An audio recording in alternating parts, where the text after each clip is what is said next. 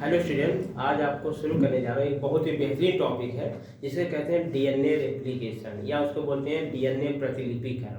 ये एक्चुअली होता क्यों है? होता इसलिए ताकि नंबर ऑफ क्रोमोसोम वो बराबर रहे पेरेंट्स में भी और प्रोजेनी में भी। क्लियर? क्यों? क्योंकि जब तक डीएनए रेप्लिकेशन डबल नहीं होगा यानी 1 से 2 नहीं बनेगा तब तक क्रोमोसोम की संख्या नहीं बढ़ेगी, न तो आगे जाएगा।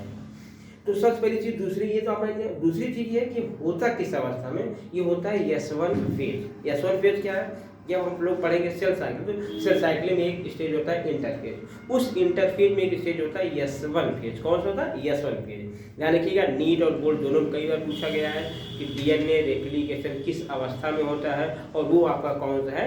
S1 phase. आइए शुरू करते हैं। कहते हैं तो बड़ा कॉम्प्लेक्स लेकिन बहुत आसान भाषा में हम आपको बताने जा रहे हैं, ध्यान से सुनिएगा स्टेप बाय स्टेप। सबसे पहले हम लोग यहाँ आते हैं, लिखा हुआ है डीएनए रेप्लिकेशन। क्या लिखा हुआ? डीएनए रेप्लिकेशन या डीएनए प्रतिलिपिकरण। क्लियर?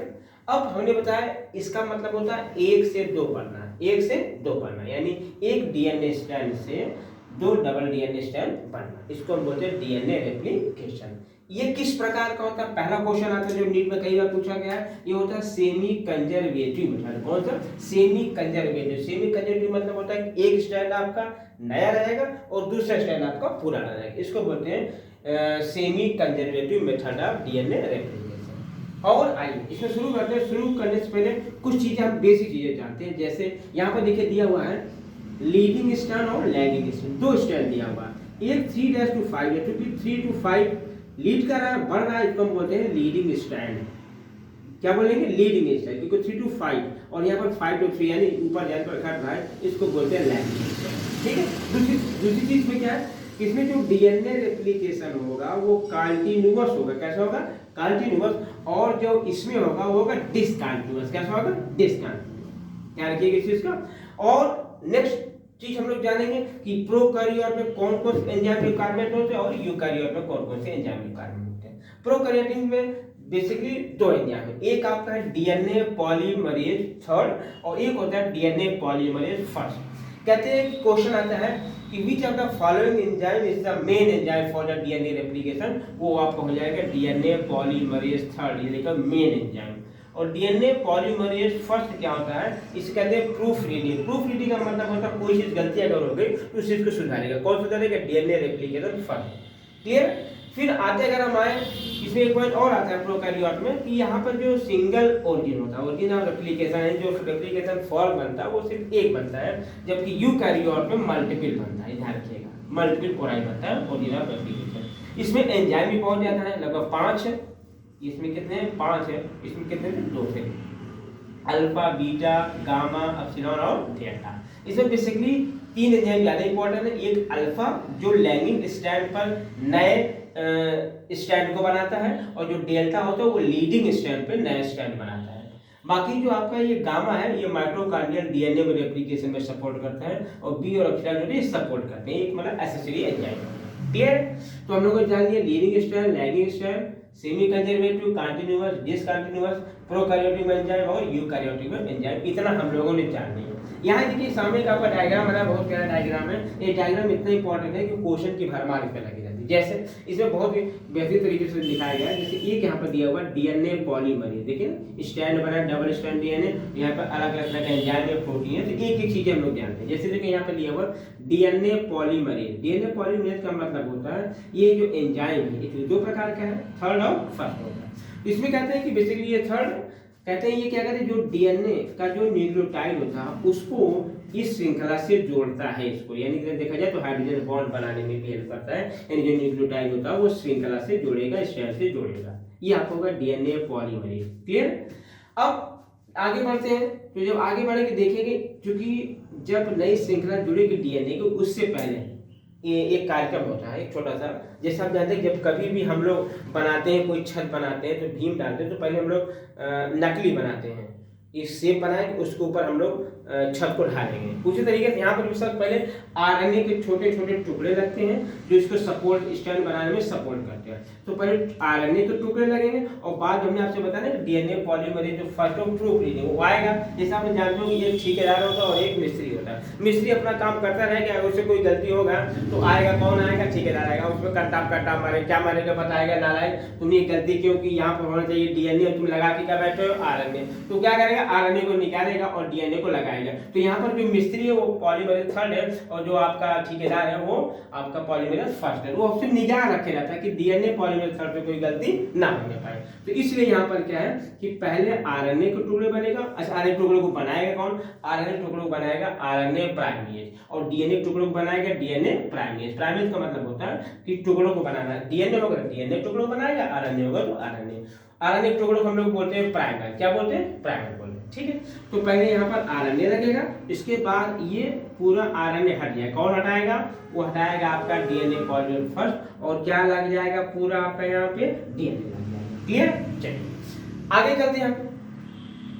ये आपका किसका फंक्शन, डीएनए पॉलीमरेज का हो गया, थर्ड और फर्स्ट का हम लोगों ने जान लिया। अब बात ये आती है कि यहाँ पर आगे लिखा है डीएनए लाइगेज। क्या लगा हुआ है, डीएनए लाइगेज। डीएनए लाइगेज का मतलब होता है जो डीएनए के टुकड़े हैं, यानी देखिए अभी गैप बने हुए हैं तो इनको बोलते हैं ओकाजाकी फ्रेगमेंट। क्या बोलते हैं, ओकाजाकी फ्रेगमेंट। ये ओकाजाकी फ्रेगमेंट आपस में जोड़ेगा तो कौन जोड़ेगा, डीएनए लाइगेज। किस बॉन्ड के बाद, कोवैलेंट बॉन्ड के बाद।